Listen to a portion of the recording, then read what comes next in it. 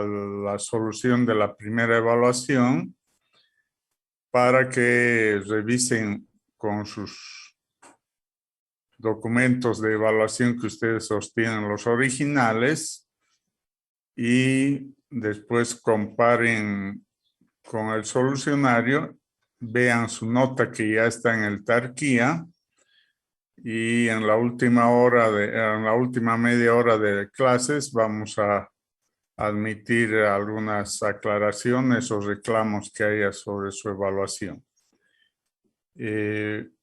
Vamos a empezar entonces por la parte teórica, que tenía 10 incisos.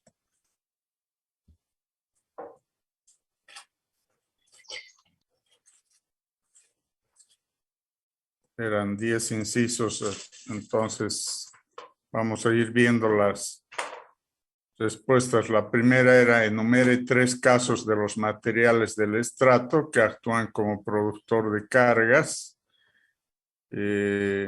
Hemos puesto muros de contención, túneles y galerías filtrantes. Podrían haber otros casos más de elementos de la obra civil que pueden actuar como productores de cargas. Entonces, si han puesto alguno de los... ¿Qué diferencia existe entre rocas endógenas y exógenas? Las rocas endógenas son las que se forman en el interior de la superficie de la Tierra y las rocas exógenas son las que se forman en la superficie de la Tierra. Esa es su diferencia fundamental entre las rocas endógenas y exógenas. La pregunta 5 decía: indique 3 ventajas de la exploración por calicatas. Las 3 ventajas anotadas, podrían haber más y se han considerado, si algún alumno ha puesto alguna que puede ser una ventaja.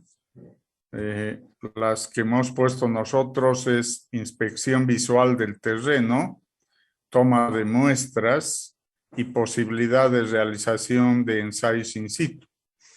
Esas son 3 ventajas de la exploración por calicatas. Pasamos a la pregunta 6. La pregunta 6 dice: defina qué estudia la mecánica de suelos y la mecánica de rocas. La mecánica de suelos nos sirve de herramienta para el diseño en obras de ingeniería, como cimentaciones, edificaciones, puentes, obras viales, estructuras hidráulicas. Y la mecánica de rocas se ocupa del estudio teórico y práctico de las propiedades y comportamiento mecánico de los materiales rocosos y de su respuesta ante la acción de fuerzas aplicadas en su entorno físico. Esos conceptos también los hemos dado en clases y lo tienen en las diapositivas. La pregunta 7 es: ¿cuál la relación para determinar la finura del cemento y cuál su especificación? La finura del cemento es el residuo sobre 50% y su especificación en las normas de INNORCA es que debe ser menor al 10%. Indique 3 tipos de exploración geofísica y explique uno de ellos. Los métodos de exploración geofísica que han expuesto un grupo del curso y que hemos manejado son el método de prospección sísmica, el método de prospección magnética y el método de prospección eléctrica. El de la prospección, el registro y la interpretación de los sismos en la prospección sísmica es el motivo a los geofísicos adaptar la tecnología pasiva y convertirla en prospección sísmica, donde el microsismo puede ser generado por una explosión, golpe de martillo, caída de objeto muy masivo, etc. Es el concepto que han manejado en la exposición. Puede haber otros conceptos de exploración sísmica y no siempre tenían que explicar la sísmica, podían explicar la magnética o la eléctrica. Así que todos esos casos se ha considerado en su evaluación. ¿Cómo se forman las rocas sedimentarias, ígneas y metamórficas? Las rocas sedimentarias se forman de la acumulación de sedimentos a través del tiempo. Las rocas ígneas se forman de la solidificación de las magmas volcánicas y su enfriamiento. Y las rocas metamórficas se forman de la modificación de las rocas ígneas y sedimentarias por efectos externos. Finalmente, ¿cuál era el año que nace la geotecnia y quién se considera su precursor? El año que nace la geotecnia es 1948 y su precursor es Carl Tersaghi. Entonces, esas eran las 10 respuestas a la parte teórica. Ingeniero, ¿puede mostrar la primera parte otra vez?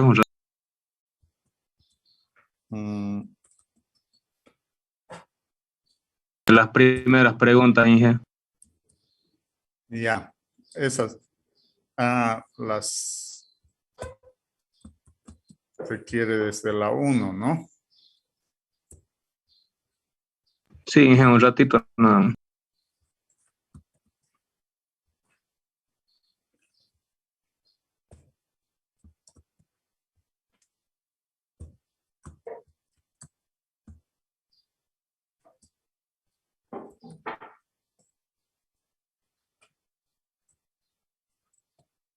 Ahí está.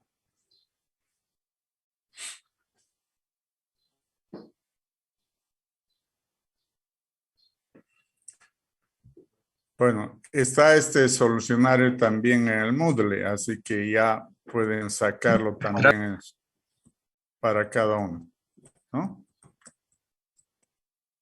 La pregunta 2 era, se analiza una exploración del macizo rocoso en el área de construcción de una galería filtrante en 5 sectores para ver el tipo de roca por el método RQD, cuyas muestras son de 110 centímetros. Entonces, habían ahí los datos de las muestras sacadas en la cuchara de Tersaghi y de cada uno deberíamos determinar el RQD en el inciso A, su promedio y la condición de calidad de cada sector. Y en el inciso B, hacer unas gráficas de esquemas estratigráficos en función a los valores que daban los 2 sectores más críticos. Entonces, calculado los RQD, no está en detalle el cálculo, pero ustedes saben que es la suma de todos los trozos mayores a 10 centímetros y dividido entre la longitud total de la muestra, que era 110 centímetros, y nos daban estos valores en el sector 1, en el sector 2, en el sector 3, 4 y 5, los valores de 58, 18, 50, 90, 73, 64, 59, 69, 62, 73. Y todas entraban en la condición normal, porque la condición normal es de 50 a 75. Y todas entraban en esa condición. Para graficar el estrato, he graficado en 3 niveles porque está en función, podía ser por cada metro o por cada muestra, pero lo he hecho en general porque si se dan cuenta, primero, para que solo nos pedían los 2 más críticos. Y los más críticos son los de menor porcentaje de RQD. Entonces, los menores porcentajes eran el sector 1 y el sector 2, porque los demás son de mayor valor.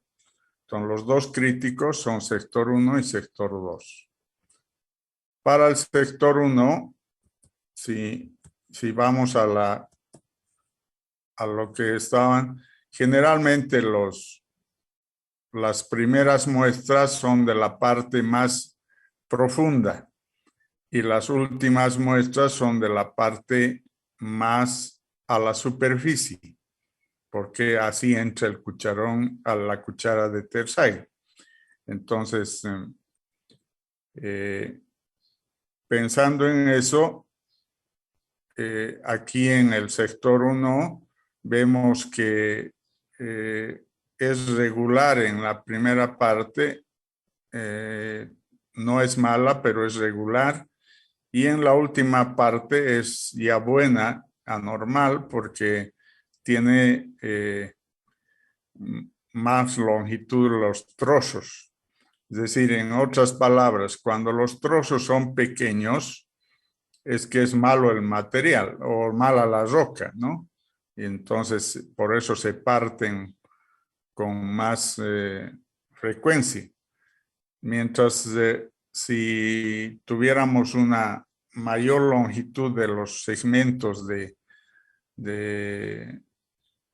extraídos en la muestra, daría la determinación de que es una roca más buena, ¿no? Entonces, bajo ese concepto, en el sector 1 muestra que es de regular a buena, y en el sector 2 al revés, de buena a regular. Eso es lo que hemos mostrado en estas 2, ¿no? La pregunta 3 era: en el siguiente terraplén de la carretera se quiere determinar los esfuerzos en el centro del terraplén y en sus extremos a profundidades de 3, 5, 10 metros. Entonces, teníamos el peso unitario, que era el 1.8 toneladas por metro cúbico. Teníamos la ubicación de los puntos en 10 metros de terraplén, a 5 metros en el medio y en los extremos. Esos eran los puntos donde se pedía determinar los esfuerzos. La ecuación de esfuerzos en un terraplén o en cualquier estrato de la superficie de la Tierra es bajo esta ecuación. Y de ahí hemos encontrado la relación de A sobre Z, que es la profundidad sobre la ubicación, y el coeficiente, que también está relacionado con si es en el extremo o en el centro, y las resistencias en el centro y las resistencias en el borde, sacadas con la ecuación. Entonces, nos dan que las resistencias en el centro son mayores que las resistencias en el borde. Eso es la lógica. Y los valores son los que se anotan en el cuadro. De esa forma se resolvía la pregunta número 3. La pregunta número 4 decía: en un estrato compuesto por arena arcillosa con las siguientes propiedades: peso volumétrico, cohesión y fricción.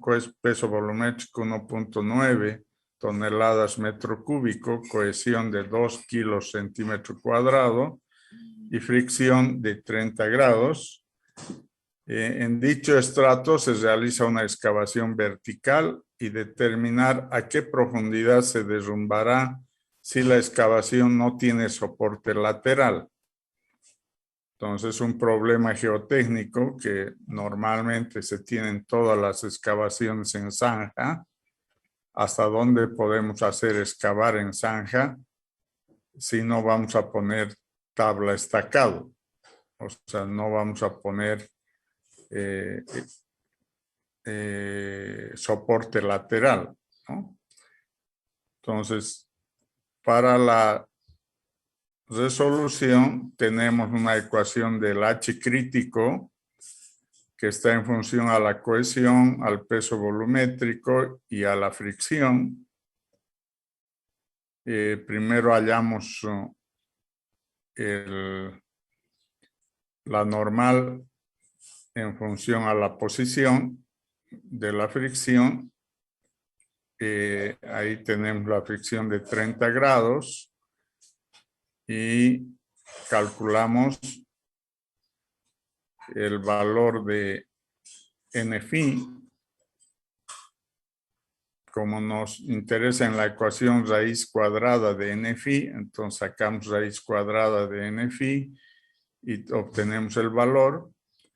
Y sustituyendo los valores en la ecuación principal, tenemos 4 por C, que vale 2, por el peso volumétrico, que vale 1.9, y por la raíz de NFi, que vale 1.73.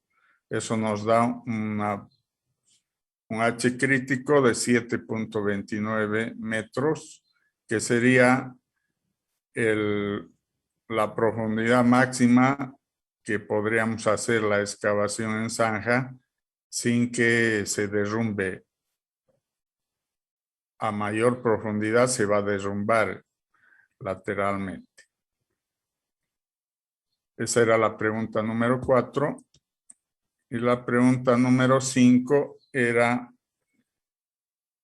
se quería un material estabilizado en base de soporte de tubería pluvial en zanjas urbanas que cumpla con la gradación siguiente. Entonces era una mezcla de dos suelos, que el suelo 1 y el suelo 2, que debían cumplir las especificaciones dadas en esta tabla, ¿no? Entonces, y además nos pedían que, sabiendo que la base soporte tiene 484 metros cuadrados de 8 centímetros de espesor, determinar la cantidad de suelo 1 y la cantidad de suelo 2 que se requiere en la obra para hacer ese soporte de la tubería pluvial. Entonces, lo primero es que calculábamos los porcentajes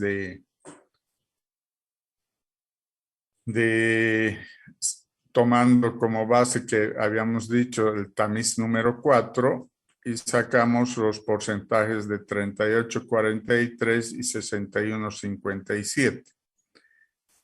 Yo he adoptado 40 y 60 por facilidad y porque también entre en todos los valores en especificaciones, porque con estos datos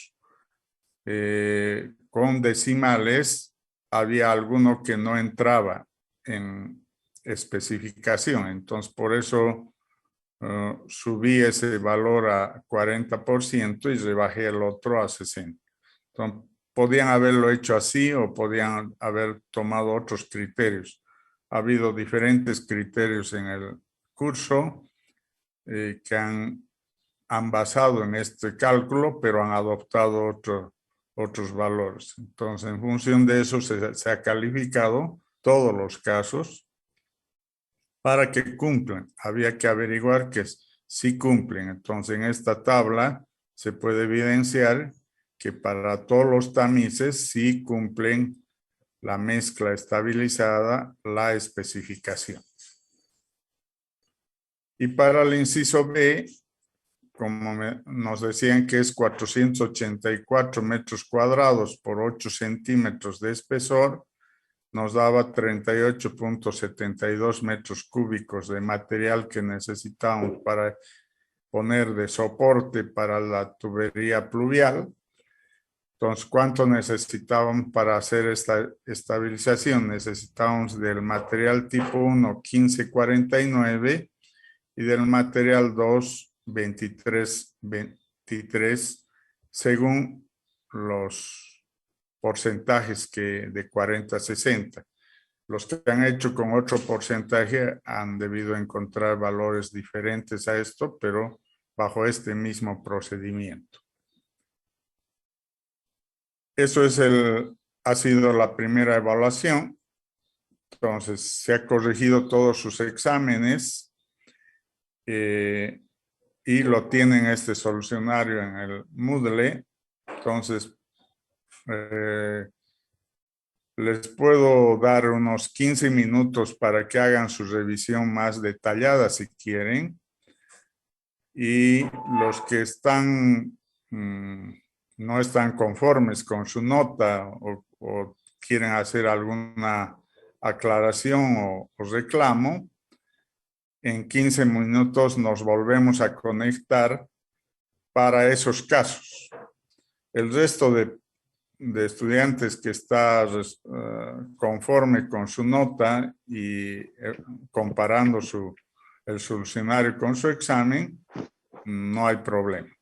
Los reclamos son individuales porque no hay algo general. Entonces, en este momento no voy a aceptar reclamos, sino lo vamos a hacer en 15 minutos en forma individual, porque hay que ver su examen, ¿no? Entonces, yo lo tengo en otra carpeta, todos los exámenes, para que se los muestre cómo ha sido corregido. Ingeniero, disculpe, todas las preguntas tienen 20 puntos. Todas las preguntas tienen 20 puntos. Bueno, entonces les dejo, yo tengo las 11, hasta 11:15 les dejo para que revisen con calma y a las 11:15 las personas que quieren hacer algún reclamo o alguna aclaración se manifiestan para que terminemos esta primera evaluación. ¿Ya? Abajo. Ya para allá.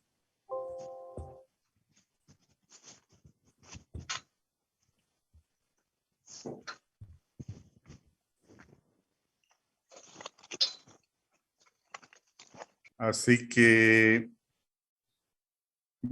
voy a pedir para que sea un poco más privado, que se desconecten todos y las personas que quieran hacer su reclamo o alguna aclaración puedan volverse a conectar para que así sea en forma individual la charla conmigo.